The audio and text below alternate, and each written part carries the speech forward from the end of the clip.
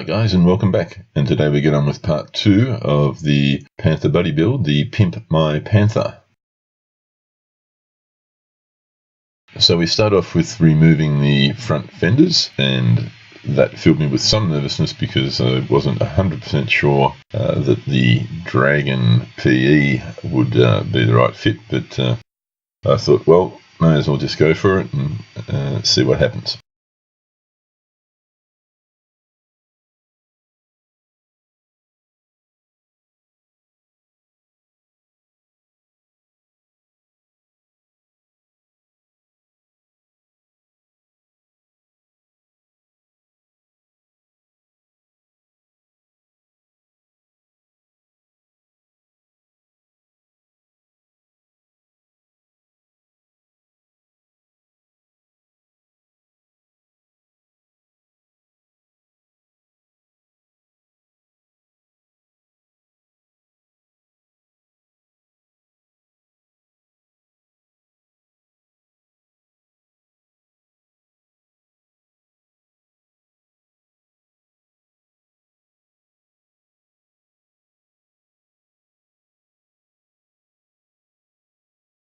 So I got the RP Tools photo-etch bender as one of my Christmas presents this year, and it's proven to be really helpful. So as I continued to use it, it started to really improve my confidence with the bending of the PE, and that made the whole process a whole lot easier as things unfolded. So really useful tool. Can't imagine doing anything with PE now, having used this without one.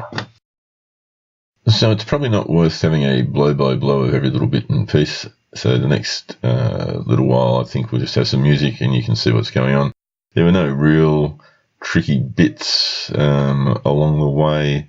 It's just a matter of keeping a real focus on the two sets of instructions. What I will say is PE manufacturers need to lift the quality of their instructions, because there's way too many occasions where the vagary of where the part goes or even what direction it gets bent in is really poor, and that makes it pretty tricky. So I understand, and it's part of the reason why I guess I've had a reluctance to really dive into it. This has been a good exercise for me because it's forced me to get into using PE. So my knowledge has improved, but I'm not sure if my skills have improved much, but certainly my knowledge has improved. But the instructions are pretty deplorable so far of all of the ones that I've seen.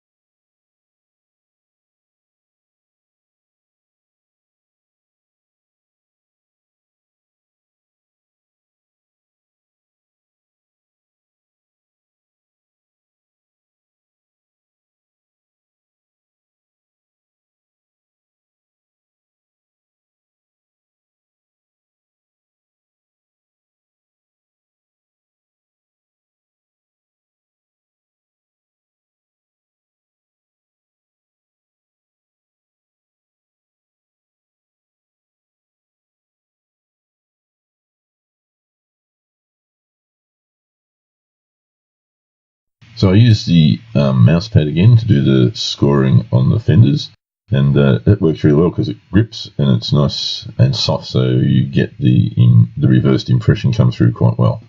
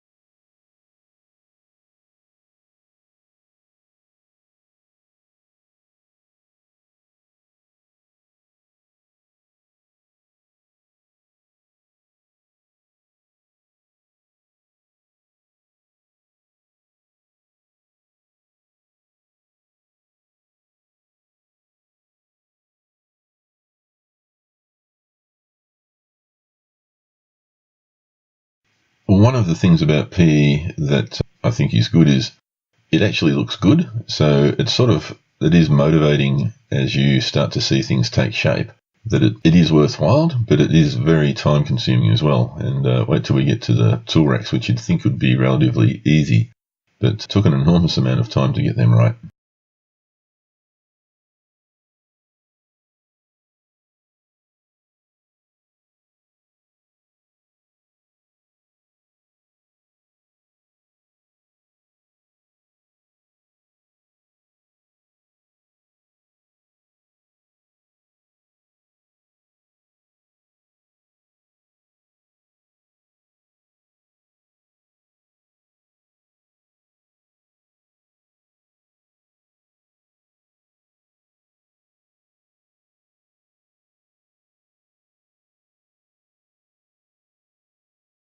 And that was a little trick I picked up along the way. The parts are so small, it is a nightmare for some of those tiny, tiny parts. But to stick the hooks on their little bases while the bases were still on the fret.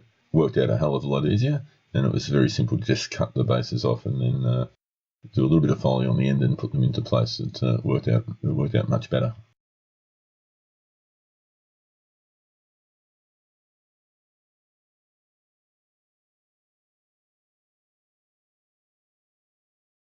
And here I'm just using my favourite Aves 2-part epoxy putty, I guess it's called, putty. And I love this stuff. You can put it on, you can smooth it out wet, and it virtually means you've got no sanding to do at all. So I pretty much use this for every filling job now. I don't use any of the other fillers that I've got at all.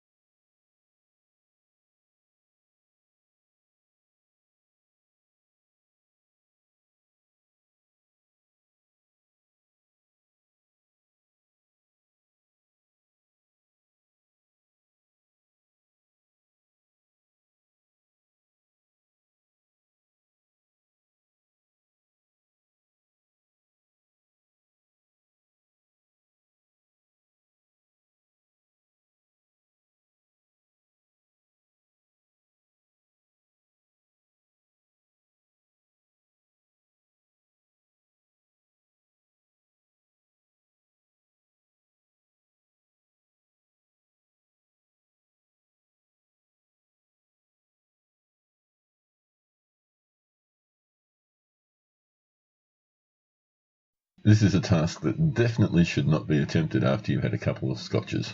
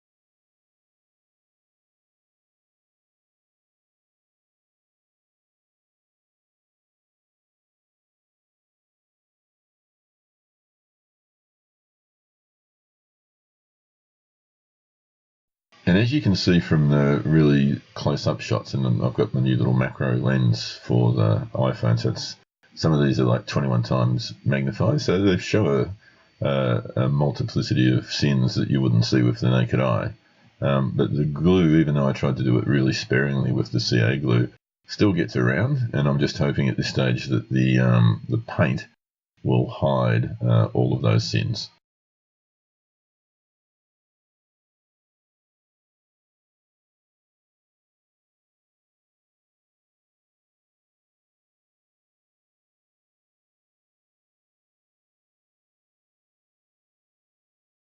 It's these really little ones that do my head in. At this stage, I thought I must have needed a degree in origami as well, because it was bend left, bend right, and bend back over yourself again, and it was starting to hurt my brain.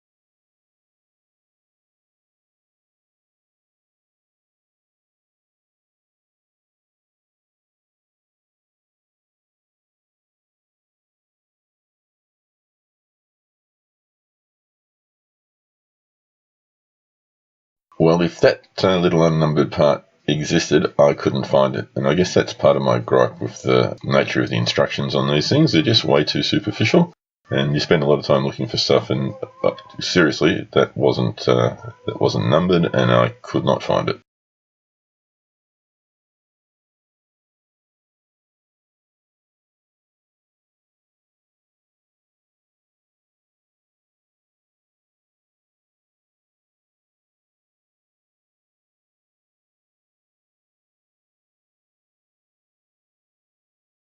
So at this point, we're getting on with the side skirt brackets and for the spare track links.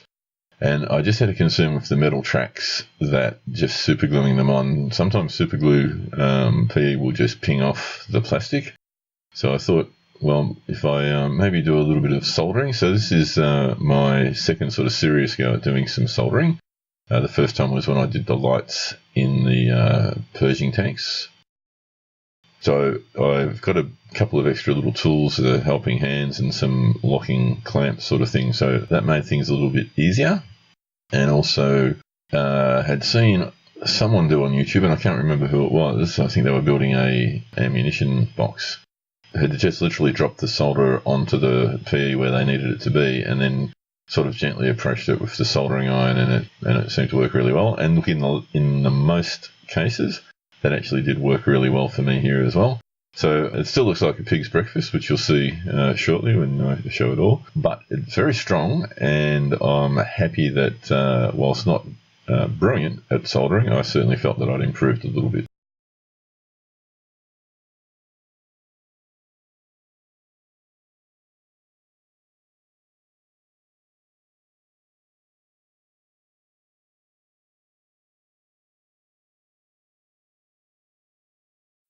More effort for me to do than using the super glue, but a much stronger, and gave me a lot more confidence. So this is the bit you've been seeing here has just been me doing a little test to make sure that it was all going to work, and reasonably happy with that. Very strong. So watch the next little bit, then I'll chime in a little bit later on.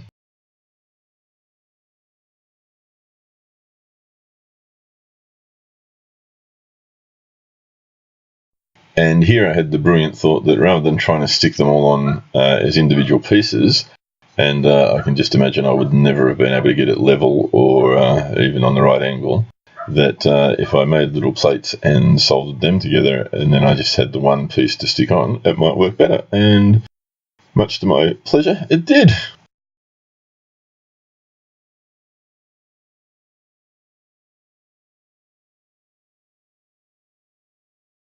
Now that's pretty much the lower hull done, so a few quick pics of that, and then we'll move on to the turret and getting closer to actually getting the thing finished.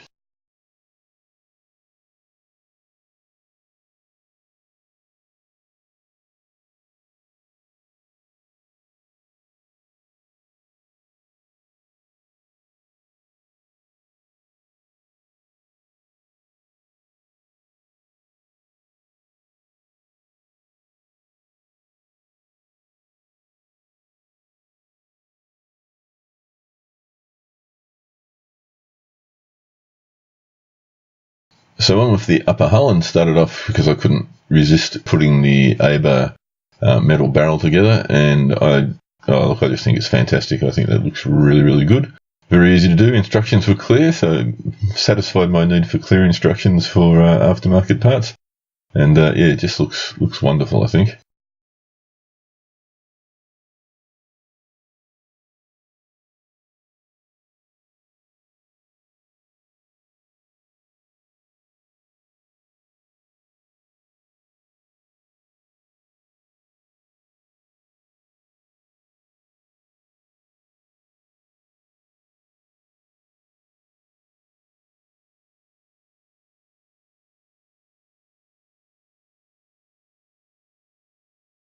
And so there were lots of little parts and hinges and brackety things to stick on across the hull. So this was probably the trickiest because the instructions were a little vague here about exactly where everything went. And I was also cautious that I wanted the barrel to still be able to elevate up and down.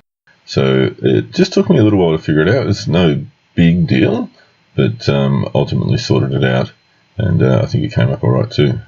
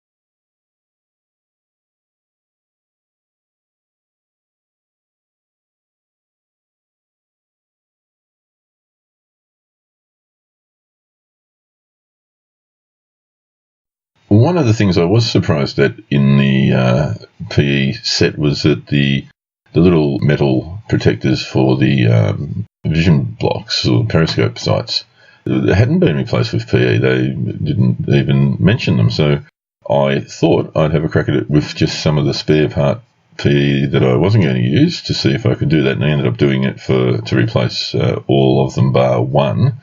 The front left one I left as it was because it gets the other bit stuck on top of it. And really simple, and it's not a great achievement, just bending a rectangle in two parts. But I think it looks a lot better than the thicker plastic ones.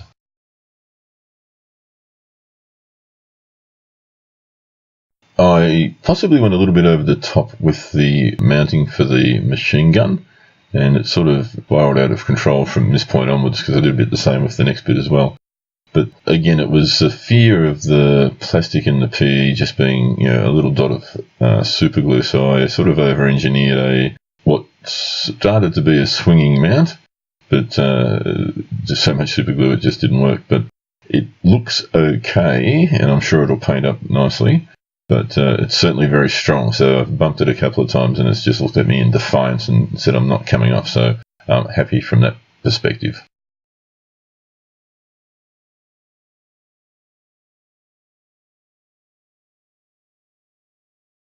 And the other thing I probably overcooked was I don't know what it's called, the thing that the barrel rests in when it needs to have a rest, which was supposed to be a combination of PE and kit parts. It was tricky because I thought I'd do some soldering there as well, and of course the soldering iron approaching the plastic never goes well. So I sort of remade it largely out of bits and bobs of metal so I could solder it all together. Not necessarily my greatest work, but I think it sort of looks good. So we'll see. Paint covers up a multitude of sins in the finish.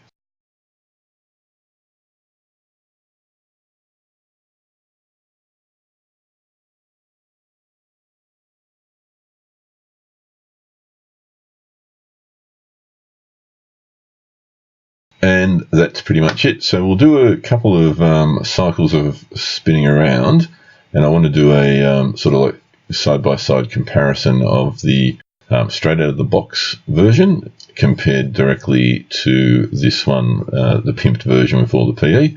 And from my perspective, I really love the one with the PE. But interestingly enough, I've always suspected it's because I can see that it's PE, and I just wonder how it will be when it's all painted. So just to have a sneak taste of that before the painting video comes out, there's also a side-by-side of them both roughly primed. I just did it very, very quickly to hide the PE, and immediately I didn't love it as much as I did before it was primed. So maybe it's just me and a psychological flaw. If I can't see the shiny stuff, maybe it's not as exciting.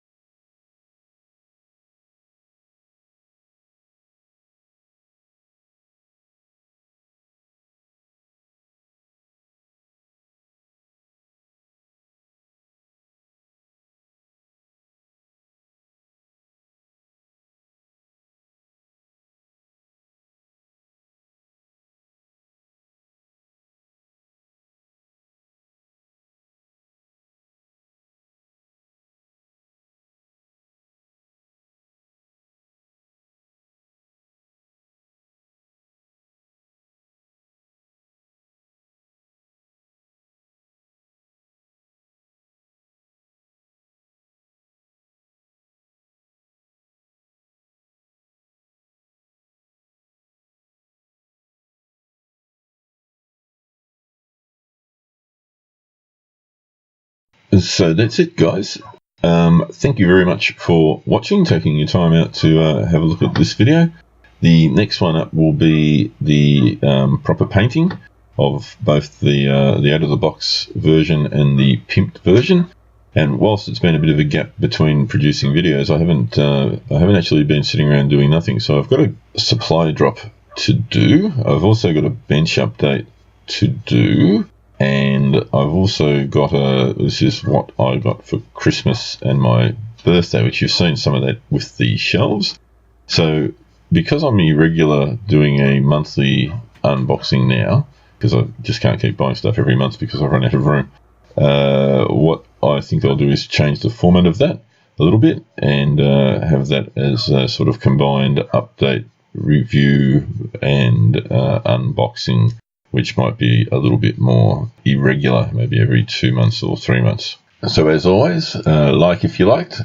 If you haven't already subscribed, don't forget to subscribe and click on the bell so you get advised of all the new updated videos as they come through. And of course, as always, really look forward to your comments, and I will catch you next time, which might be very soon. Cheers.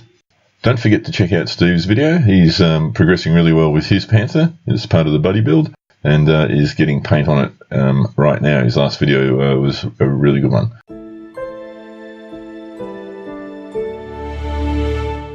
Click on the link to check out Steve's video. He's